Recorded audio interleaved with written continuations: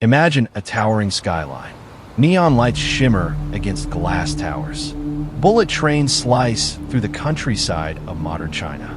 Now, cut to the silence of a vast desert. A line of camels moves slowly across golden sand. The wind whispers over ancient stones. The bells on the camels jingle softly, the only sound for miles.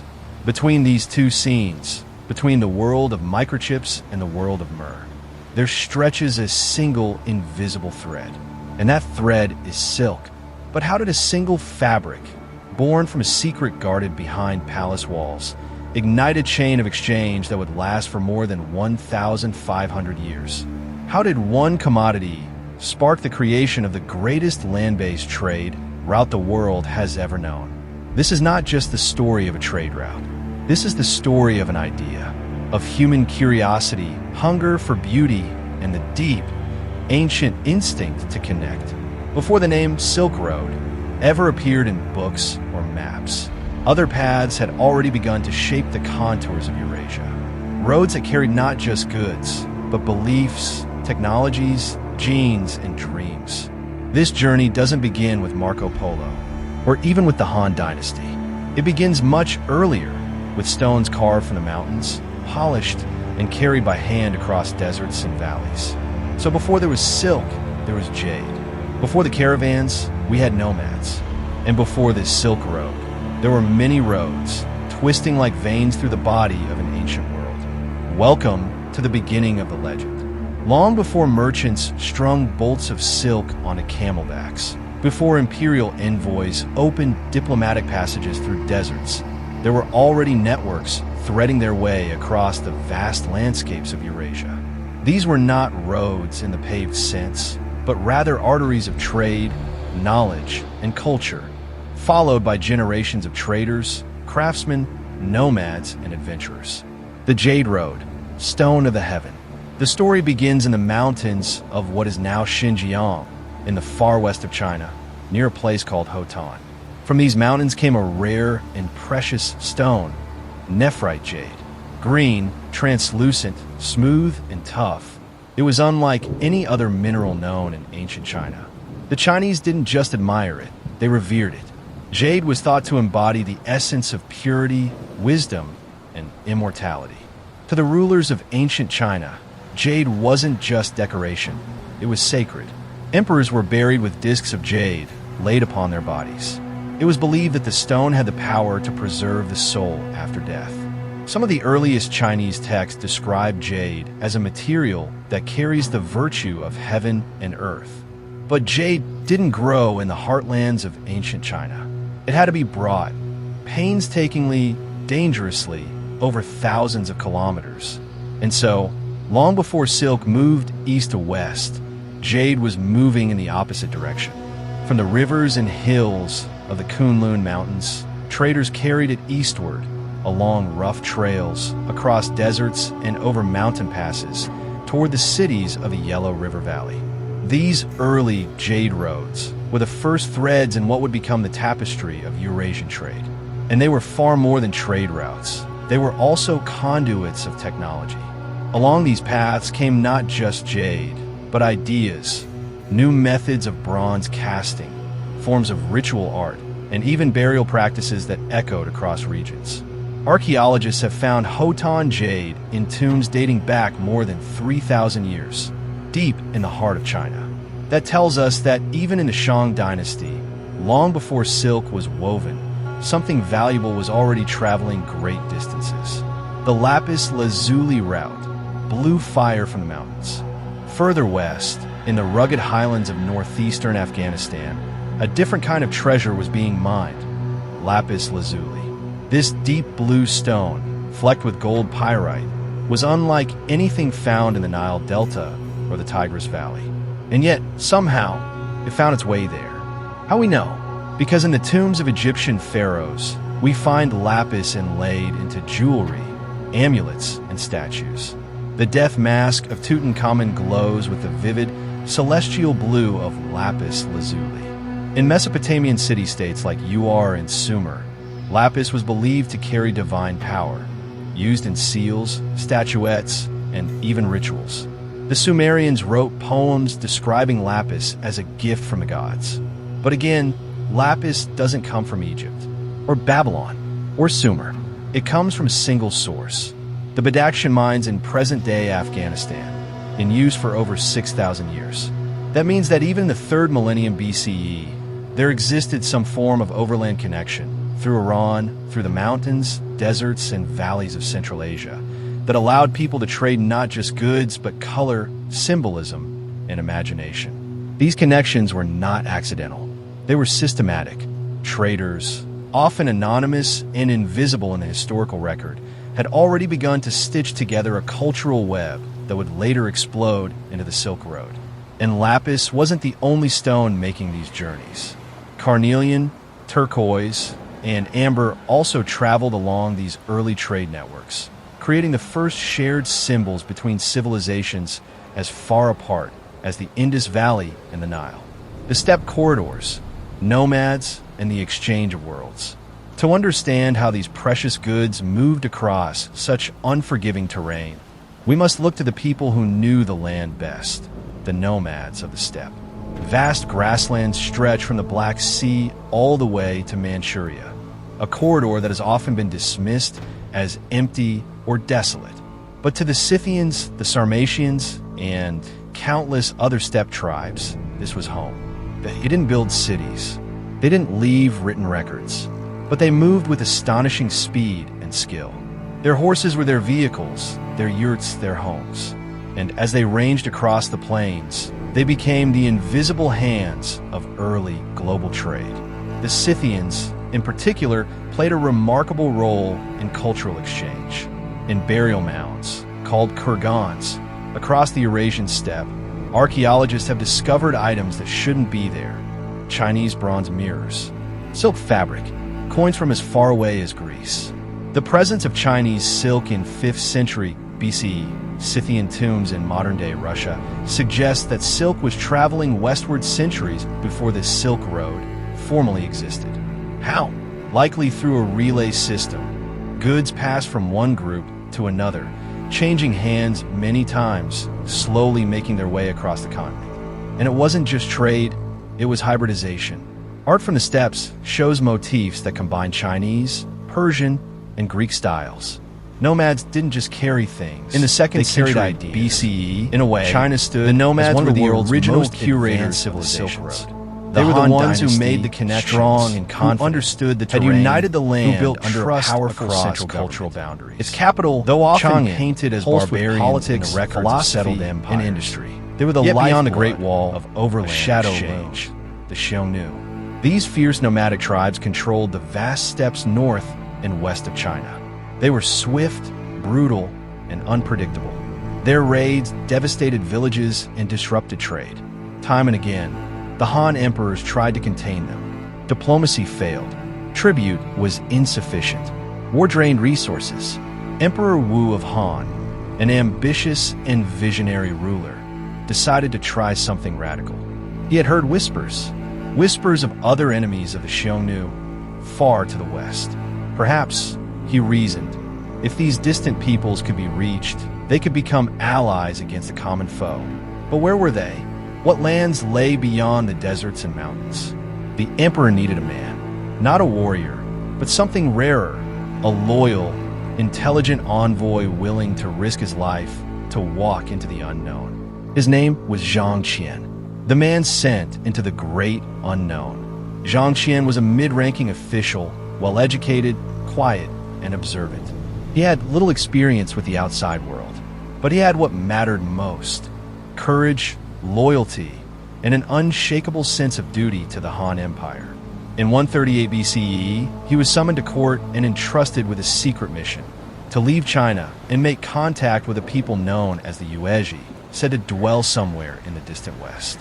At that time, such a journey was not only daunting, it was unthinkable. There were no maps, no safe roads, no diplomatic channels. To get to the Yuezhi, Zhang Qian would have to pass directly through Xiongnu territory. It was an impossible route, and yet he went. He didn't go alone. A team of more than 100 men was assembled: translators, bodyguards, guides. They carried gifts and imperial messages. The hope of an entire empire rode with them.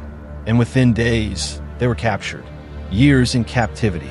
For 10 long years, Zhang Qian was held prisoner by the Xiongnu. Most of his companions either died or disappeared. But remarkably, he was not executed. Instead, he was treated as a guest, watched closely, but allowed to marry and live among his captors. And all that time, he waited. He observed their ways. He learned their language. But he never forgot his mission. The goal, to reach the Yuezhi, burned in him like a secret flame. Eventually, after more than a decade in captivity, he saw his chance. He escaped. With just a handful of men, he fled the Xiongnu camp and vanished into the vastness of Central Asia. What followed was one of the most remarkable journeys in ancient history. The world beyond the wall. Zhang Qian traveled westward, deeper than any Chinese official had ever gone. He crossed mountains and rivers. He encountered new climates, new foods, new faces. He reached the Fergana Valley, a lush, fertile region in what is now Uzbekistan, famous for its horses, rivers, and orchards. These were not nomads. These were city dwellers, settled people with walled towns, markets, and organized agriculture. Their customs were unfamiliar, but their civilization was advanced. Zhang Qian continued onward until, at last, he reached the lands of the Yuezhi, and now resettled in Bactria, near present-day northern Afghanistan. But the Yuezhi were no longer interested in fighting the Xiongnu. They had built new lives far from their old enemies. They had no desire for war. Zhang Qian's hopes of an alliance faded. Yet in failure, he discovered something even more powerful than victory: knowledge. A world of wonders. Zhang Qian spent over a year among the Yuezhi and neighboring peoples. What he witnessed astonished him. He saw the legendary heavenly horses of Fergana, fast, strong, with broad chests and flowing manes, far superior to the breeds used in China. These horses were not just animals. They were strategic assets. In an age where cavalry decided battles, they were living weapons. He saw grapes and wine, a drink unknown to China. He saw people wearing woolen garments, not silk. He heard languages he had never imagined, and watched coins exchanged in markets bustling with goods from India, Persia, and beyond. Most of all, he realized something profound. China was not the only great civilization. Beyond the deserts, beyond the mountains, there existed a connected world. A world filled with trade, conflict, politics, and beauty. And crucially, he saw that Chinese silk had already made its way west. In markets across Central Asia, silk was prized. Merchants spoke of it with reverence. Yet none of them knew where it truly came from. Silk was moving, but China had no control over it. That revelation would change everything. The long road home. Zhang Qian eventually turned back, determined to return to China. But fate was not done with him yet. On his way back, he was captured again by the Xiongnu. This time, his captivity was shorter, about a year. Once again, he escaped. Once again, he crossed deserts and mountains. And finally, after 13 years away, he limped back into the court of Emperor Wu. Only a few of his original companions had survived. He had not achieved his official goal, but what he brought with him was far more valuable than an alliance. He brought knowledge of the wider world, the birth of the Silk Road. Zhang Qian's report to the emperor was meticulous. He described in detail the geography, customs, governments, products, and military capabilities of the dozens of cultures he had encountered. He spoke of cities, of trade, of fertile lands, and of the hunger for silk. He told of the Fergana horses, animals that Emperor Wu would soon attempt to acquire at all costs. He explained how Chinese goods, including silk, were being traded across Central Asia, sometimes ending up in India or even farther west, inspired by Zhang Qian's journey. Emperor Wu launched a series of campaigns to open up secure routes to the west. Military outposts were built, treaties signed, new envoys dispatched. Gradually, a series of connected roads, paths, and trade stations began to emerge across the deserts and mountains of Central Asia. What had once been a mystery became a mission. Zhang Qian didn't just open a door. He revealed that China had neighbors, partners, and potential rivals. His journey marked the formal beginning of something that would later be called the Silk Road, a vast network of overland and maritime routes that would connect the East and West for centuries. He became a national hero. Later generations called him the father of the Silk Road. But he was more than a trader or diplomat. He was a witness, a bridge between worlds, a legacy etched in time. Today, historians still marvel at what Zhang Qian accomplished. In an age without maps, without international law, without even the guarantee of survival, he traveled across continents not in search of glory, but of understanding. His journey represents something timeless: the courage to face the unknown, the hunger to connect, and the recognition that the world is far bigger and more interconnected than we imagine. In the centuries to follow, countless others would retrace his steps. Caravans would thunder across the Taklamakan. Merchants would haggle in Samarkand and Bokhara. Ideas, inventions, religions, and epidemics would follow the routes he helped to shape. But it all began with one man, one mission, one thread. And so, the Silk Road was born, not with silk and not with roads, but with the human desire to reach out into the dark and find light. The path was no longer a rumor. It was real. It had been seen, measured, and described. Thanks to Zhang Qian's mission, the Han court understood that beyond the mountains and deserts lay a vast, interconnected world, and that world wanted what China had to offer. Silk, porcelain, spices, jade. The demand was undeniable, and with it came the irresistible force of opportunity. Soon, traders and travelers began to follow in Zhang Qian's footsteps. Caravans loaded with goods wound their way westward, braving brutal deserts, treacherous mountains, and countless dangers.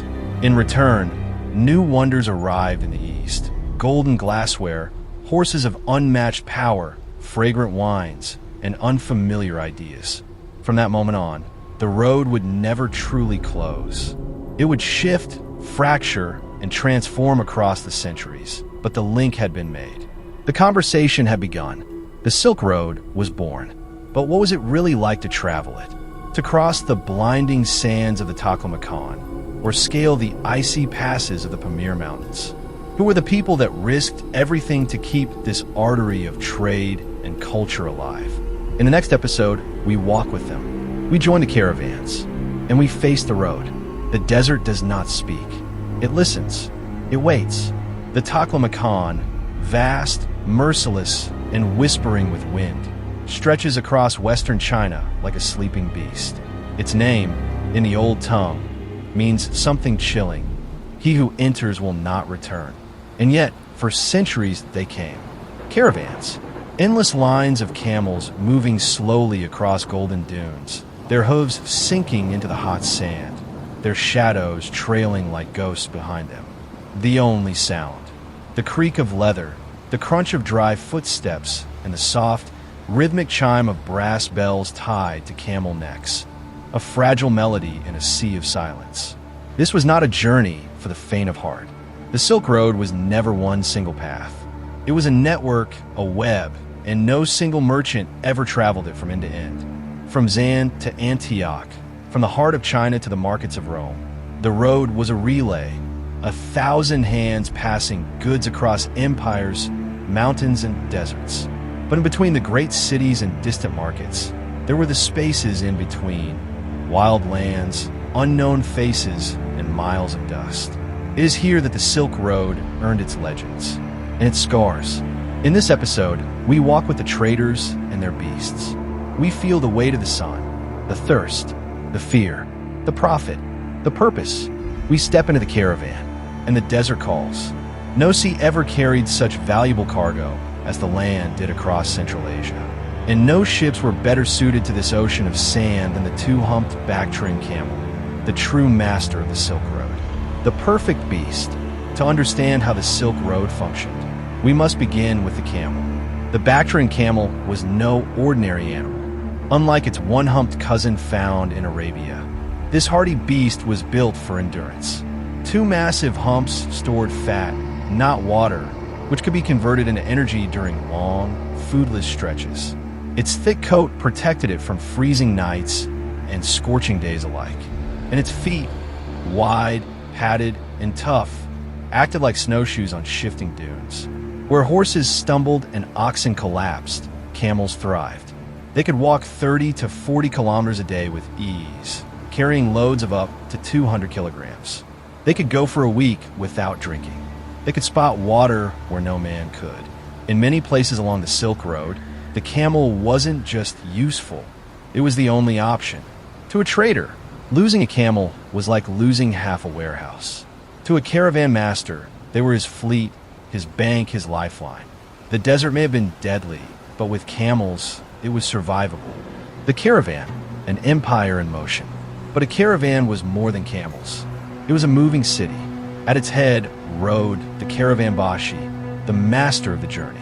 Chosen for his wisdom, experience, and iron discipline, he knew the terrain, the languages, the dangers, and the signs of betrayal. A good caravanbashi could make or break a journey. He decided when to move, when to rest, which routes to follow, and how to bargain. Behind him followed an army of traders, guards, cooks, scribes, translators, healers, and scouts. And behind them, the camels, often numbering in the hundreds, sometimes over 1,000 in the largest expeditions. It was a formation of discipline. Every rope tied, every saddle checked, every beast inspected. Security was paramount. Armed guards were hired to protect against bandits. And in particularly dangerous regions, caravans sometimes banded together. There were codes of conduct, signals for emergencies, and even silent hand signs used in storms.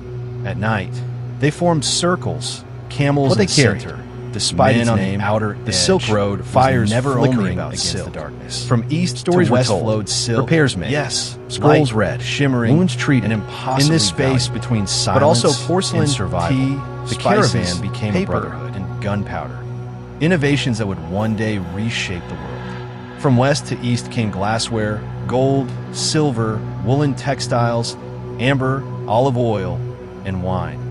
Items unknown in the east and deeply desired by the elites of China, India, and Persia. A piece of glass from the Roman Empire could end up on a Chinese noble's table. A roll of silk from Suzhou might adorn a statue in Byzantium. A jar of saffron picked in Persia could flavor a meal in a Buddhist monastery along the Hushi corridor. It wasn't just objects. Knowledge moved with the traders, engineering secrets, religious texts, herbal remedies, astronomy. A map here, a story there, passed from one caravan to the next, from city to oasis. Each object that crossed the continent carried with it not just value, but meaning. It was a symbol of curiosity, luxury, or belief. It was a footprint in history, the relay of trade. No single trader made the full journey from China to Rome. The distances were too vast, the risks too great, the terrain too unforgiving. Instead, the Silk Road functioned as a relay, a series of interconnected journeys. A merchant from Xi'an might sell his silk in Dunhuan. From there, a Sogdian trader would carry it to Samarkand. Another group might take it to Persia. And finally, Greek-speaking merchants would buy it for sale in Antioch or Alexandria. With each transfer, the price rose. Sometimes a bolt of silk could double, triple, or even increase tenfold in value before reaching its final buyer. The Sogdians, an Iranian-speaking people from Central Asia, were the undisputed middlemen of the Silk Road for centuries. Fluent in multiple languages and religions, they were cultural chameleons trusted across borders. They not only transported goods, but established trading colonies, negotiated local alliances, and often married into local populations to cement business ties. To call them traders would be too simple. They were diplomats, spies, adventurers, and entrepreneurs. Without them, the Silk Road would have been a fractured dream. They didn't just move silk, they moved the world. The Silk Road promised riches, but it demanded everything in return. For many, it was a wager, a bet placed on survival, profit, and the strength of their animals, their weapons, and their will. The journey was long, but it wasn't the distance that killed. It was the land itself. Here, along the arteries of Eurasia, the road turned from commerce into a test. Every dune, mountain, and shadow had its own price. And the desert always watched.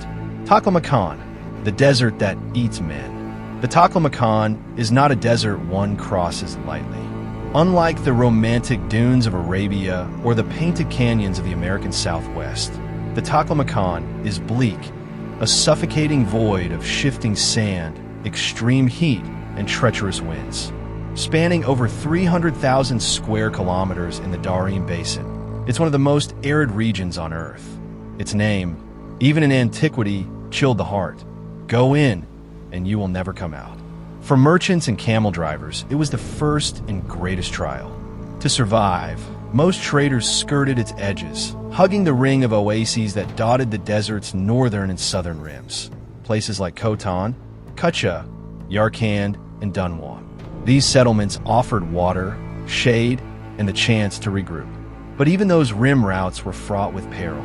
Sandstorms could rise in minutes, howling across the flats like a living thing. They blinded camels, smothered men, buried tracks, and stripped skin from flesh.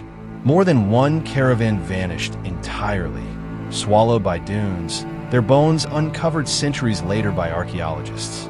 Travelers spoke of mirages, shimmering lakes that danced on the horizon but vanished upon approach.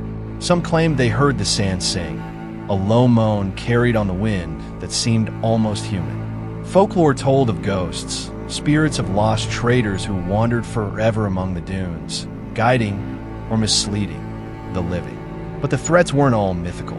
Water was everything. A mistake in planning, a missed well, a dry spring, and an entire expedition could perish. The desert gave no second chances. By day, the heat could reach 50 degrees Celsius, 122 degrees Fahrenheit. At night, it dropped below freezing. The body rebelled. Skin cracked. Eyes dried. Breath came heavy. This was the Silk Road stripped of romance, where gold meant nothing, and a single flask of water could decide your fate. The Onion Mountains, crossing the Pamirs. If the desert didn't break you, the mountains might. The Pamir Mountains, known to Chinese travelers as the Tsongling or Onion Mountains, were a natural barrier between Central Asia and the Indian subcontinent. Jagged, snow-capped, and remote, they were less a mountain range than a kingdom of stone. Crossing them meant scaling high-altitude passes often above 4,000 meters, 13,000 feet. There, the air thinned. Even strong men found themselves gasping, dizzy, and weak. Modern climbers call it altitude sickness. Ancient traders had no name for it. Only the sudden fear that their legs no longer obeyed and their vision was narrowing. Avalanches were common. So were rock slides, snow blindness, and frostbite. Paths narrowed to the width of a man's shoulders, and yet caravans still passed, each step a negotiation with gravity. Still, it was a necessary evil.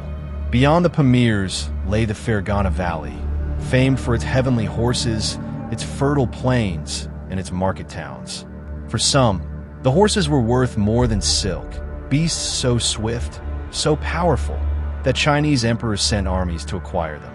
And so, despite the cliffs and the cold, the mountains were crossed, again and again, out of desperation and hope. Bandits, predators of the road. The Silk Road passed through no man's lands, borderlands, and places where law was a distant memory. There, the most dangerous enemy was not heat or altitude, but other men. Bandits, both nomadic and settled, plagued the trade routes for centuries. Some rode horses, others attacked under cover of night. They knew the terrain, the rhythms of travel, and where the guards were weakest. Even great caravans of 1,000 camels weren't safe. Some bandits worked alone. Others operated like militaries, organized, brutal, and well-armed. They could appear out of nowhere, striking with terrifying precision, seizing goods, animals, even hostages. Ransom was a thriving shadow economy. Entire deals were made around the return of stolen cargo or kidnapped merchants. And if the victim couldn't pay, he might be sold into slavery, often to the very cities he once hoped to trade with. To defend themselves, merchants hired armed escorts, archers, swordsmen, and sometimes even mercenary soldiers. Caravans trained in basic combat, Everyone knew the drill when arrows flew.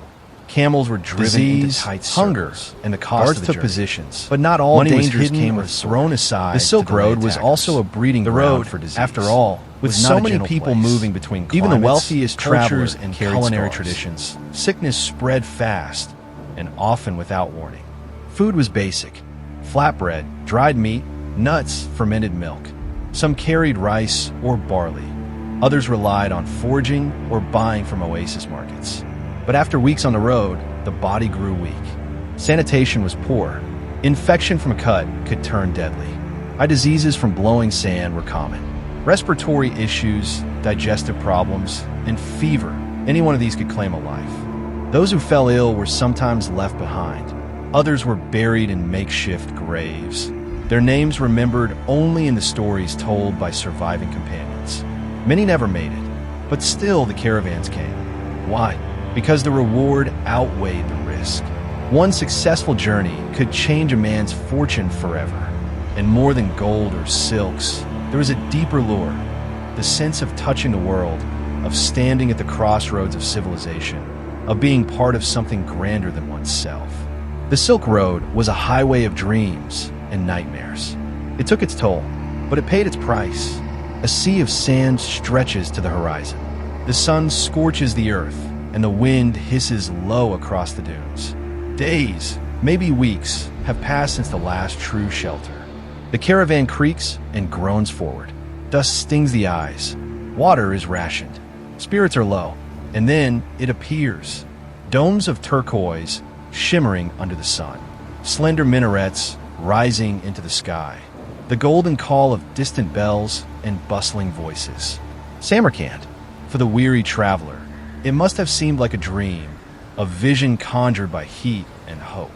But it was real, and it was just one of many. All along the Silk Road, great cities emerged like jewels set in the harsh wilderness. Places where traders found rest, safety, and wealth, but also something more. These cities weren't just pit stops. They were melting pots of the ancient world. Markets, yes, but also madrasas, observatories, cathedrals, and temples. In these oases of civilization, languages mingled. Scripts were copied. Recipes traveled. Gods changed names. Ideas took root. The Silk Road may have carried silk and spices, but what it truly moved was culture in all its dazzling complexity. Let us step into these cities, into the heart of ancient Eurasia, and meet the worlds within worlds. Cities were the soul of the Silk Road. Without them, the trade would have been impossible. More than fortresses or marketplaces, they were the living hubs of a new global consciousness. And among them, Samarkand reigned supreme. Samarkand, Rome of the East. Nestled in the Zarafshan River Valley, Samarkand is one of the oldest continuously inhabited cities in the world. Its strategic location made it a key stop for caravans moving between China, India, Persia, and the Mediterranean. By the 14th century, under the rule of the fearsome Tamerlane, Timur, Samarkand became the beating heart of a new empire. But Timur didn't just conquer, he built. He brought artisans, scientists, and poets from every land he touched. The result was a city of unrivaled beauty and intellect. Towering madrasas, blue-tiled mosques, grand gardens, and libraries. Most iconic was the Registan, a vast public square surrounded by ornate theological schools. Even today, its intricate mosaics and perfectly proportioned architecture leave visitors awestruck. Nearby, Timur's descendant, Ulugh built one of the finest observatories of the pre-modern world, a massive sextant carved into the earth, allowing astronomers to chart the stars with unprecedented precision. Here in Samarkand, science met scripture, commerce met culture, and the Silk Road found its philosophical capital. Bokhara, the noble one. If Samarkand was the empire's crown, Bokhara was its jewel of piety and scholarship. Known as Bokhara-i-Sharif, the noble Bokhara, this city was famed for its religious learning. By the 9th and 10th centuries, it was a thriving center of Islamic jurisprudence and theology. Its skyline was dominated by the Kalyan minaret, so tall and elegant that even Genghis Khan, upon capturing the city, reportedly spared it out of awe. At its peak, Bokhara boasted over 200 madrasas and was home to scholars like Avicenna, Ibn Sina, whose writings in medicine and philosophy would later shape both Islamic and European thought. Yet Bokhara wasn't only a place of books. Its bazaars throbbed with life. Covered arcades sheltered stalls selling silk, spices, jewelry, and manuscripts. The city's famed carpet weavers, goldsmiths, and scribes made it a cultural beacon. Merv, queen of the world. East of Bokhara, near today's Turkmenistan, lay the once mighty city of Merv, known in Persian poetry as Marv al-Shahijan, Merv the Great. By the 12th century, Merv was possibly the largest city on earth. It had massive libraries, theological schools, bathhouses, and some of the most advanced urban planning in the Islamic world. Its great library, rivaling even Baghdad's House of Wisdom, held thousands of manuscripts, works in Greek, Arabic, Persian, and Sanskrit. But in 1221, it all ended. The Mongols came, and with them, obliteration. The entire city was razed, its people slaughtered, its books burned. Merv never recovered. But its legacy, its intellectual daring and cultural flowering, lived on in the texts and students that had once passed through its gates. Kashgar, gateway to the west. At the western edge of China's Xinjiang region lay Kashgar, a city as old as the Silk Road itself. Located at the crossroads of the northern and southern Silk Road branches, Kashgar was a true frontier town, a fusion of Chinese, Turkic, Persian, and Indian influences. Kashgar Sunday Bazaar was legendary, a market so vast and varied that some said you could find anything there, from Persian carpets to Ming porcelain, yak cheese to Damascus steel. Its ID Qam Mosque, one of the largest in Central Asia, still stands as a testament to its enduring spiritual role. For centuries, Kashgar was more than just a stopover.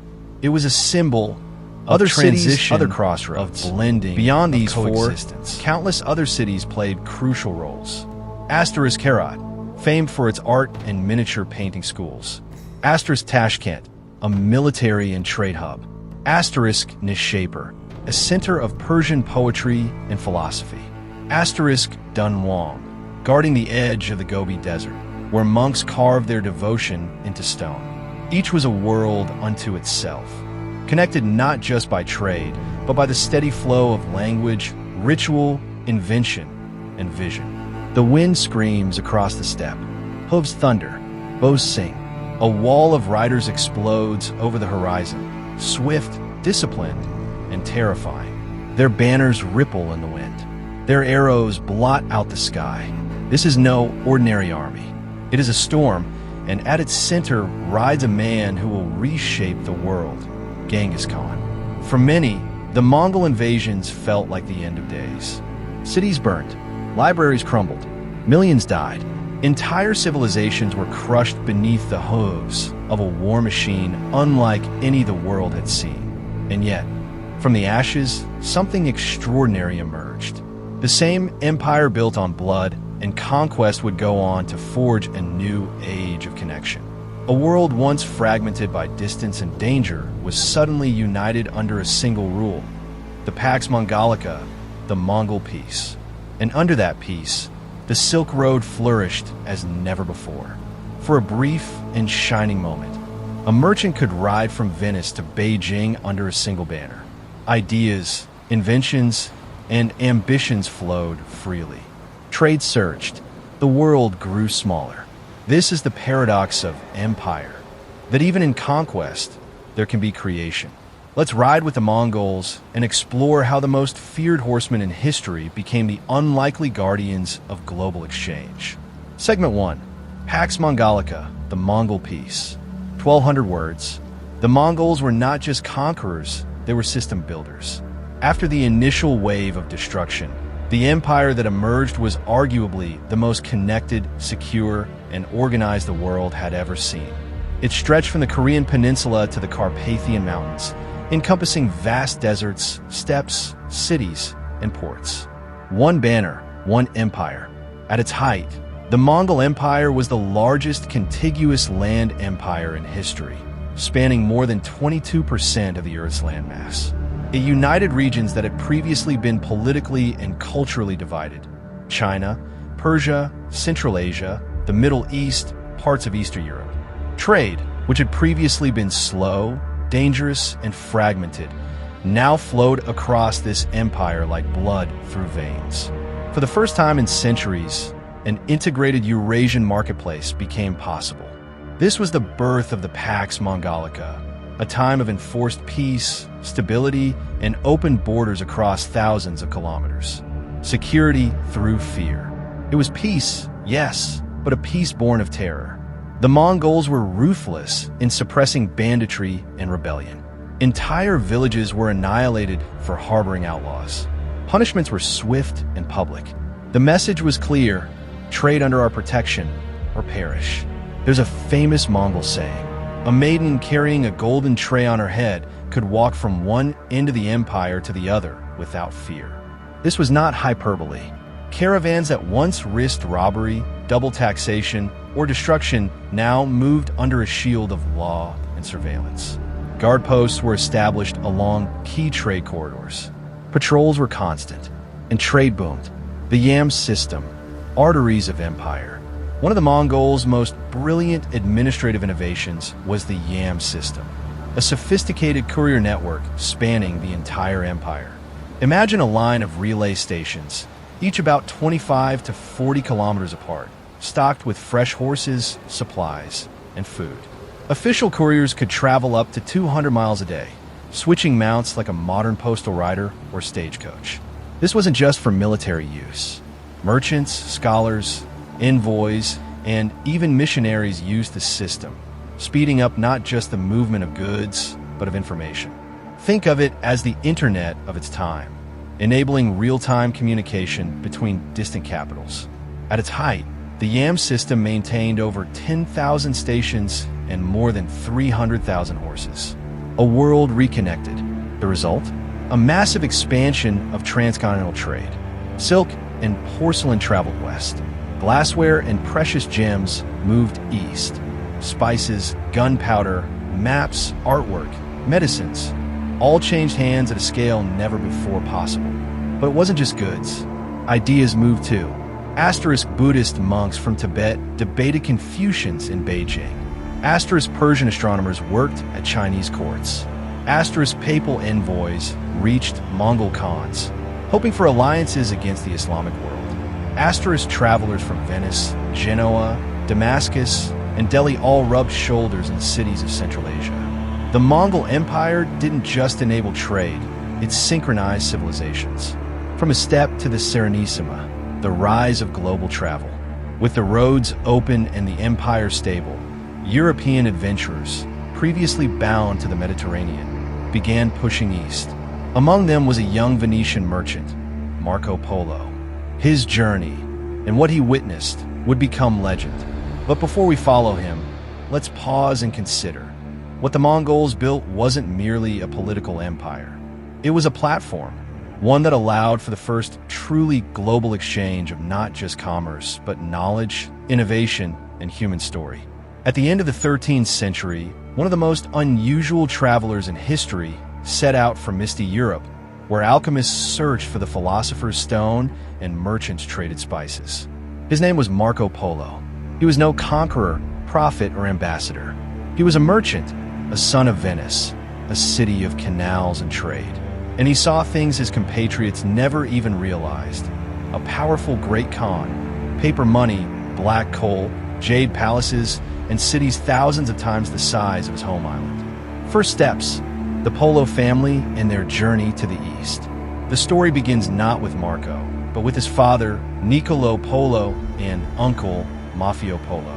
In the 1260s, they left Constantinople, Europe's trading outpost in the eastern Mediterranean, and traveled across the Volga, Bokhara, and Samarkand to territory recently conquered by the Mongols. Their goal was the Far East, a land shrouded in legend. They managed to get to the court of Kublai, grandson of Genghis Khan and founder of the Yuan dynasty of China. According to legend, Kublai Khan asked them to deliver a letter to the Pope, asking them to send educated men to explain the teachings of Christianity. The Polos returned to Venice, and on their next journey, in 1271, they took young Marco with them. He was just 17 years old, 24 years in the East.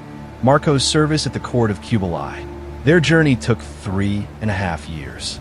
Through the Armenian plateaus, Iran, the Pamir Mountains, and the Taklamakan Desert, they reached the imperial court in Shandu, now Chengdu. Kublai Khan received them with honor. Young Marco quickly became a favorite. His education, to southern China, knowledge of languages, Guangzhou, observation made him an ideal official to Burma and Vietnam. For more than 17 years, he carried out the Khan's to western China and traveled to the oases of Xinjiang and the borders of Persia. He saw different cultures, religions, technologies. He saw paper money, which was considered impossible in Europe. He described stone coal, saga, elephants, rhinos, silk factories, magnets, and even jade imperial seals. A book about the diversity of the world. Returning to Venice in 1295, with chests of jewelry and exotic goods, Polo found himself in the midst of a war between Venice and Genoa. In battle, he was captured and thrown into a Genoese prison. There he met a scribe named Rusticuzio of Pisa, to whom he dictated memories of his travels. Thus was born the book known as Il Milione, or the Book of the Diversity of the World. But it is a mesmerizing, almost fairy tale portrait of the East. Giant cities with canals like Venice, palaces with golden roofs, incredible wealth, prosperity, and organization, brilliant roads, the pit system, an army of officials, astronomers, and sages.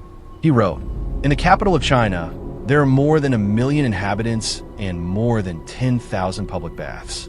To a 13th century European, this sounded like science fiction. Disbelief and the nickname Milione.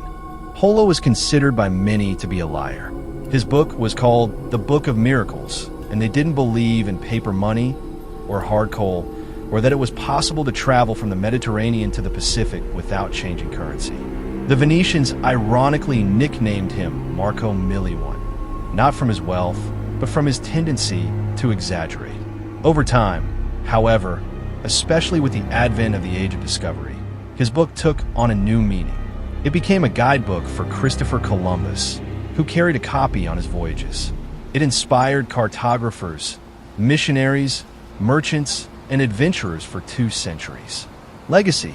Marco Polo was not the first European in Asia, but he was the first to see, understand, and communicate that there was a civilization in the world that was as good as Europe, and in some ways superior to it. His travels were a bridge between East and West, between the Middle Ages and the Renaissance, between closed trade guilds and future empires. Despite its heyday under the Mongols, the Great Silk Road did not last forever. By the 14th century, geopolitical, demographic, and technological factors began to take their toll. The collapse of the Mongol Empire. After Kublai's death in 1294, the empire gradually split into several khanates. Yuan in China, the Golden Horde in Eastern Europe, the Hulaguids in Persia, and the Shagatades in Central Asia. Without a single center, the main value of the Mongol system, guaranteed security, disappeared. Trade routes became dangerous again. Robbers, taxes, political barriers, wars. The Black Death, one of the worst tragedies in human history, the plague of the 14th century, may have come to Europe precisely through the caravan routes. In 1346, during the siege of Kaffa on the Black Sea, the Mongols catapulted infected bodies into the city. Merchants fleeing from there took the disease by ship to Genoa, Venice, and Constantinople.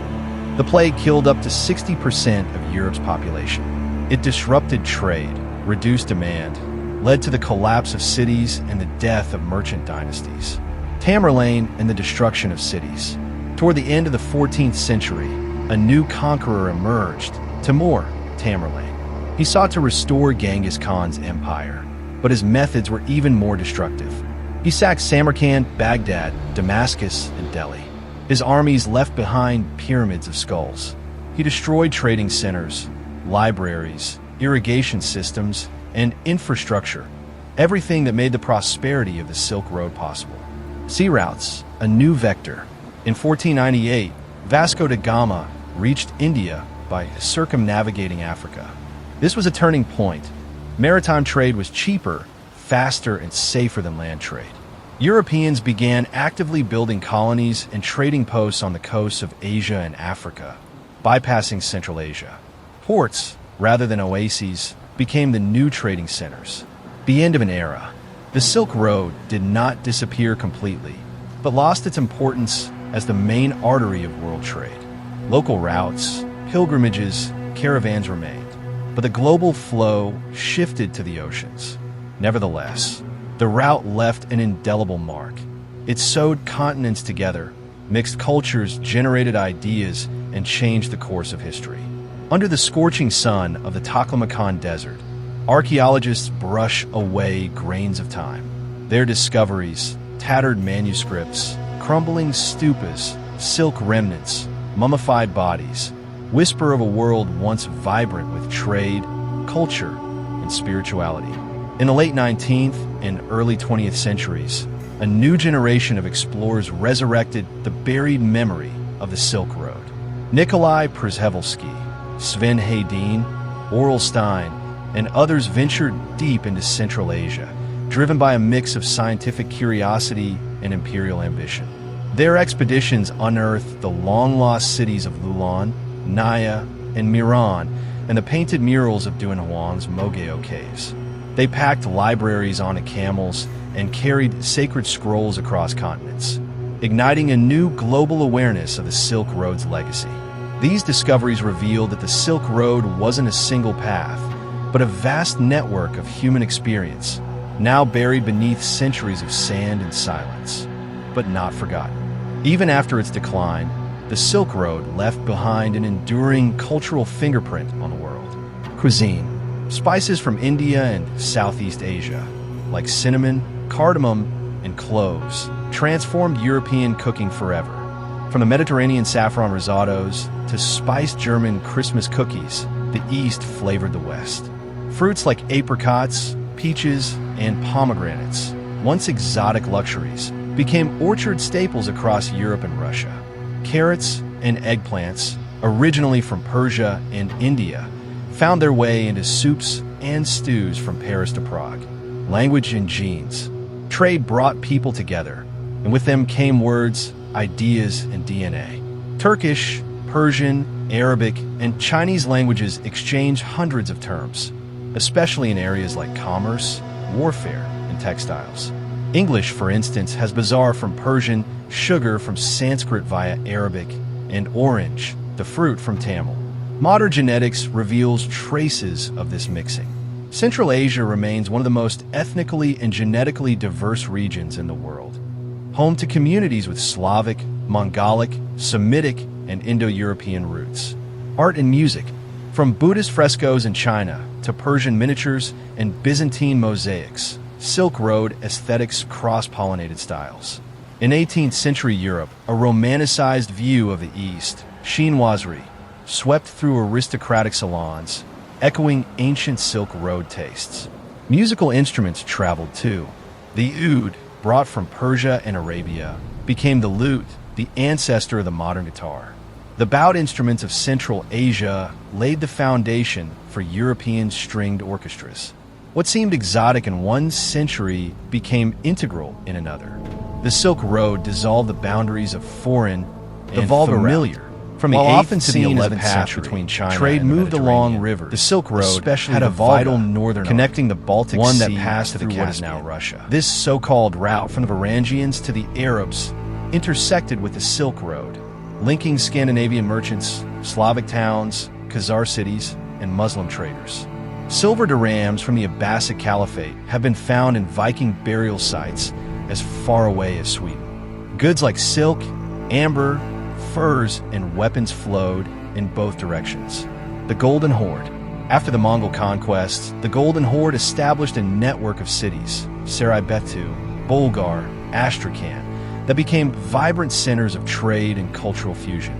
Russian principalities paid tribute and interacted closely with these cities, absorbing administrative techniques, military structure, and even linguistic elements from Turkic and Mongol peoples. imperial expansion, and Soviet legacy. In the 19th century, as the Russian Empire expanded into Central Asia, historic Silk Road cities like Bokhara, Samarkand, and Khiva were annexed.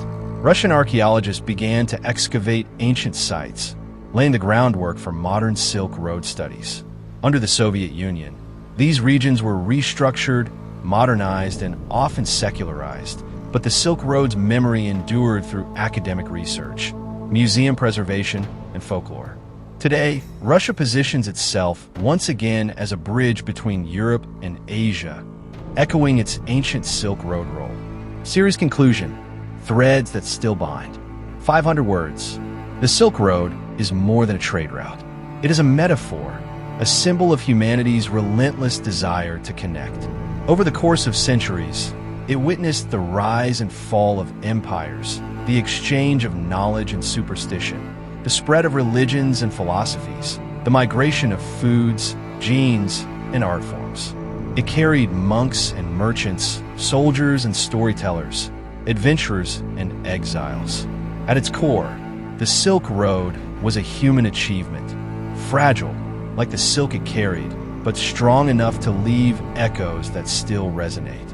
Even in the 21st century, with jet planes and fiber optics, the world continues to be shaped by that same impulse: to move, to meet, to trade, to learn. Modern initiatives like China's Belt and Road Initiative, the revival of Trans-Caspian routes, and the creation of high-speed rail corridors across Eurasia reflect the Silk Road's return, not as nostalgia, but as geopolitics. Yet beyond politics, the true Silk Road lies in the countless cross-cultural interactions it made possible. A Sogdian script found in a Chinese temple, Persian poetry translated into Uyghur, or a lute plucked in Samarkand, reborn centuries later in a Spanish guitar. In the vast tapestry of human history, the Silk Road was not just a strand.